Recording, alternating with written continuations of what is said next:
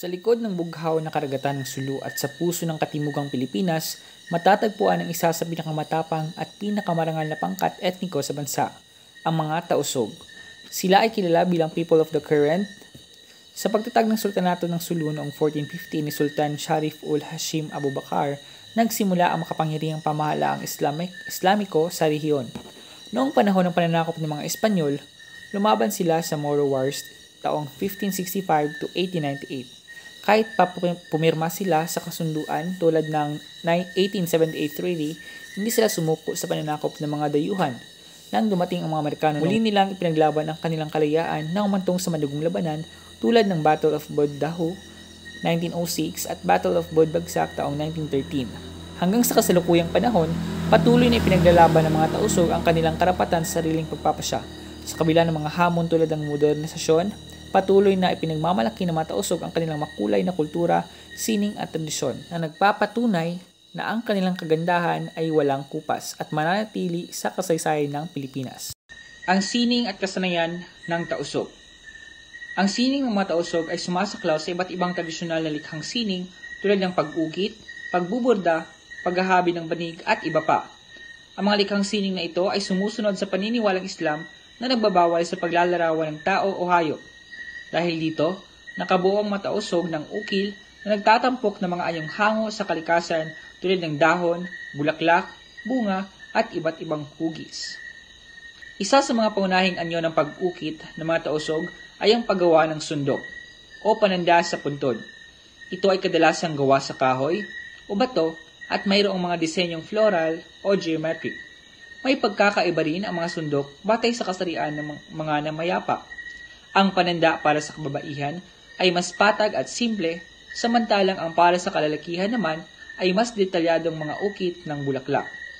Ito ay pinipintahan ng dilaw, pula, berde, puti at asul.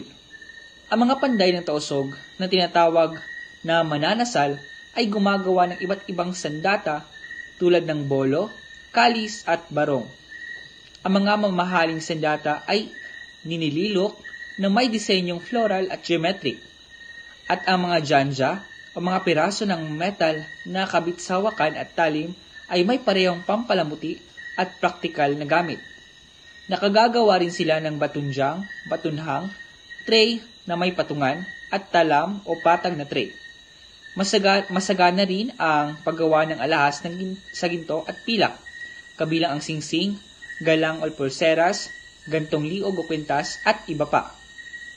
Noon, ang mga damit ng kalalakihan at kababaihan ay pinapalumitian ng tamboko o botones na gawa sa ginto o pilak, na may nakalinyahan ng palmata o mahalagang bato tulad ng perlas, diamante at ruby. Ang mga instrumentong pangmusika at awitin ng mga Tausug. Ang kulintangan ay isa sa mahalagang musika ng Tausug, lalo na sa mga pagdiriwang. Isa sa pinakapopular na pangkat pangmusika ay ang kulintangan, na binubuo ng mga maliit na gong na magkakaiba ang laki. Dalawang gandang o tambol, isang tunggalan o malaking gong, at isang pares ng gong na tinatawag na duwahan. Kaniwang ginagamit ito bilang saliw sa mga sayaw at kasiyahan. Kasama rin sa musikang Tausug ang sindil, isang anyo ng patulang sagutan na inaawit ng lalaki at babae. Sa sindil, gumagamit ang mga kalahok ng mapanlikhang mga salita at biro upang aliwin ang mga madla. Mga plautang tradisyonal. Ang mga Tausug ay may iba't ibang uri ng plauta na sumasagisag sa kapayapaan at paglalakbay. Kabilang dito ang saunay, isang manipis na plauta o flute na may 6 na butas, at ang suling na mas malaki at mahaba kaysa sa unay. Pareho itong gawa sa kawayan at ginagamit sa malulungkuting tugtugin na nagpapahayag ng damdamin. Maraming uri ng musikang pang-instrumento ang Tausug. Ilan sa mga ito ay ang gabang tata o gabang na may violin, sinog kiadto kari, tugtugin sa kulintangan, at tiaawag kasi, tugtugin sa saunay. Ang mga musikang ito ay mahalagang bahagi ng mga ritual at pagdiriwang ng Tausug. Kalangan o mga awiting pampanitikan. Ang awitin ng mga Tausug ay nahahati sa narrative at lyric songs. Ang naratibong awitin ay kinabibilangan ng kisa tulad ng parang sabil o awitin ng kabayanihan. Ang mga awiting nagpapahayag ng damdamin naman ay kinabibilangan ng langan, bata-bata o awitin ng bata. Baat, awitin ng manggagawa. Pangantin, awitin ng kasal. At tarasul o pananalangin. Mga sayaw ng tausog. Ang pangalay ay ang pangunahing sayaw ng mga tausog. At ito ang batayan ng iba pang sayaw sa sulo at tawi-tawi.